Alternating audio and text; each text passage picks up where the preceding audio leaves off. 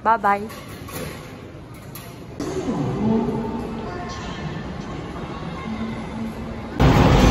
Hi guys! Good morning! So nandito tayo ngayon sa airport. Ayan, nandito ako. Kasi it's time. Maghihiwalay na kami ng aking jowa. Uuwi na siya guys. Ayun, mag-check-in siya. Hindi ako makalakas ng boses kasi nahihiya ako dito. Maaga pa yung flight niya is 12:55 and then it's 9:30.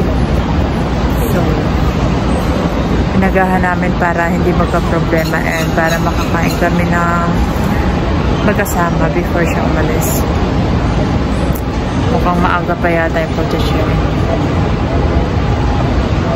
Nakakalungkot. Mag-iisa na si Tracy Panda. Iwanan na siya ng kanyang lovey dog. Ayan siya. Over baggage siya guys. Kaya kailangan niya magbayad. Dami kasing gamit. Bye-bye. We're not gonna see each other again. Soon daw. Sister said, they told me, Patrick will come back. And I said, no. Okay. I told them he will come back and he will go to the Philippines. Okay.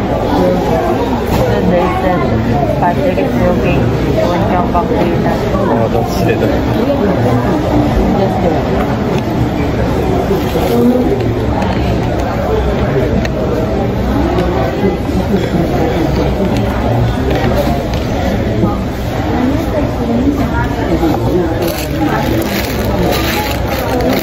Breakfast tayo guys.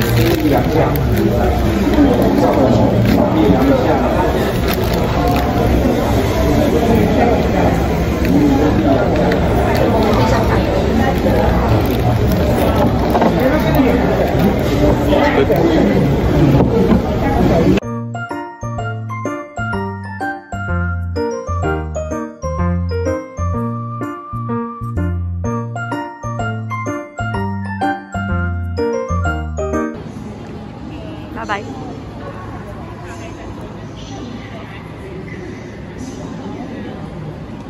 Ayan na siya guys.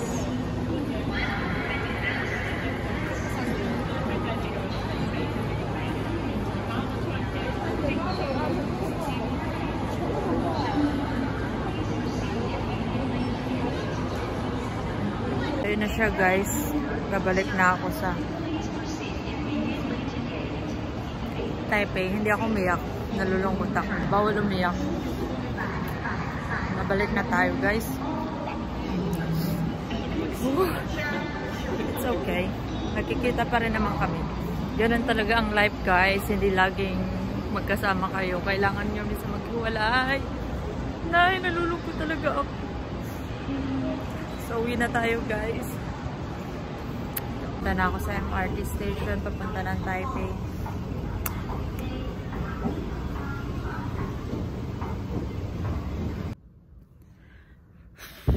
So, kakarating ko lang dito guys sa apartment ng boyfriend ko. Andun na siya. Malapit na siyang lumipad. Oh my God, nararamdaman ko na yung lungkot. Actually, malungkot na ako. Pero hindi ako umiyak. Teary-eye lang ako. Hindi ako umiyak. Hindi ako pwedeng magpakitang malungkot sa kanya kasi baka malungkot din siya. And magkikita pa rin naman kami. Hindi ko nga lang alam kung kailan.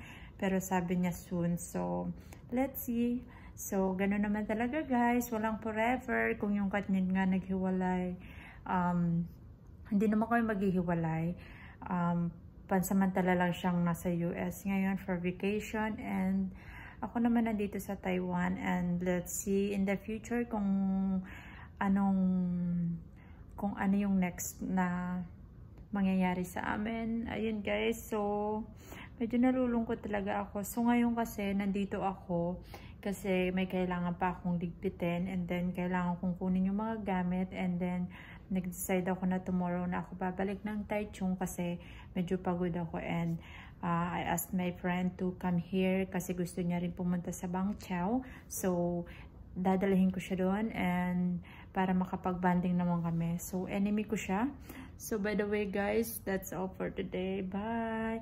If you are new in my channel, please don't forget to subscribe my channel and hit the like button. So, see you next time guys. Bye-bye!